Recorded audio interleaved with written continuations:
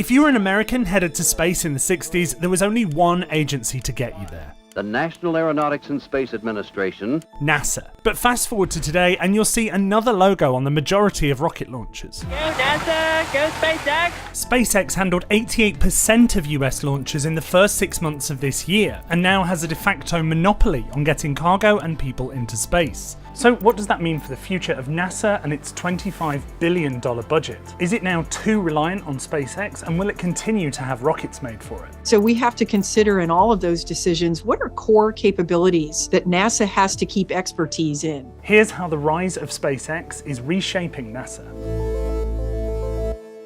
So to understand how NASA's strategy is evolving, you first need to understand how things worked in the past. Because back then, NASA had to forge its own path into space. Back in the 60s, no one knew how to send people to space. No one had any idea how to safely get people off the face of the planet. So NASA used private companies to build rockets that it would launch and operate, taking a very hands-on approach when it came to design and construction. We would have a contractor team that we would put under contract to do design work, and then we had a whole internal parallel team. And I think it was really helpful because, one team would see things that the other hadn't thought of. But there's one problem with making rockets that way.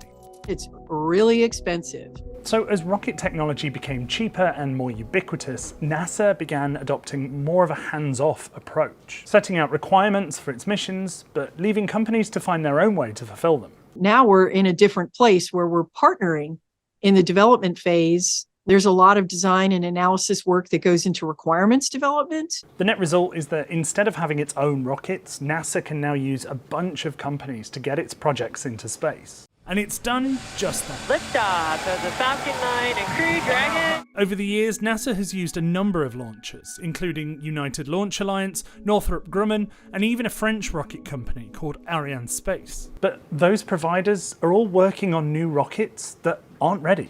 Northrop Grumman announced that it was retiring its Antares 230 rocket, in part because the company couldn't get hold of any more Russian engines for it.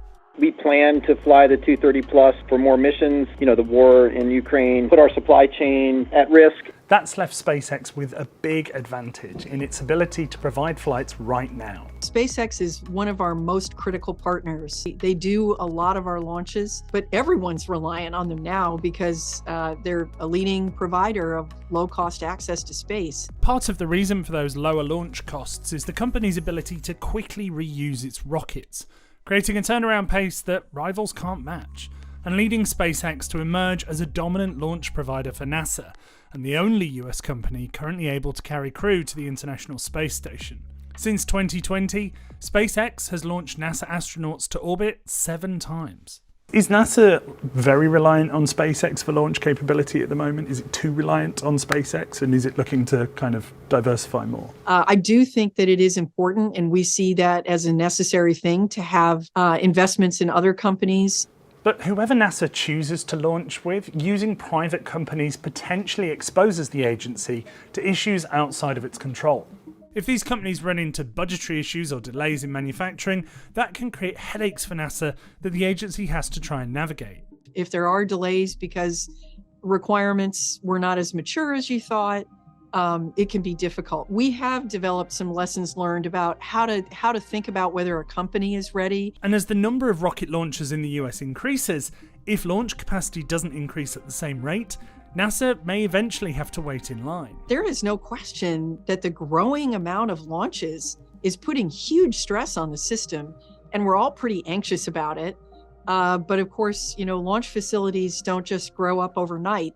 So for now at least, when it comes to its most high profile and important missions, NASA is still having spacecraft manufactured for it.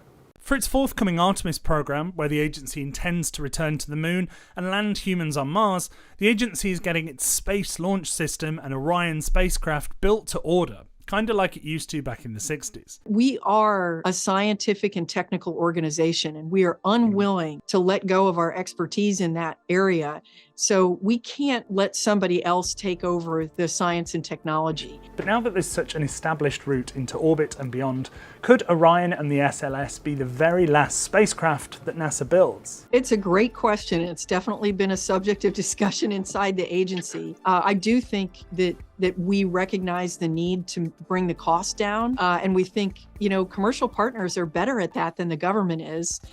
We'd rather focus our energy on being at the cutting edge. So while NASA will continue to explore space, don't expect it to have designed the rocket that gets it there.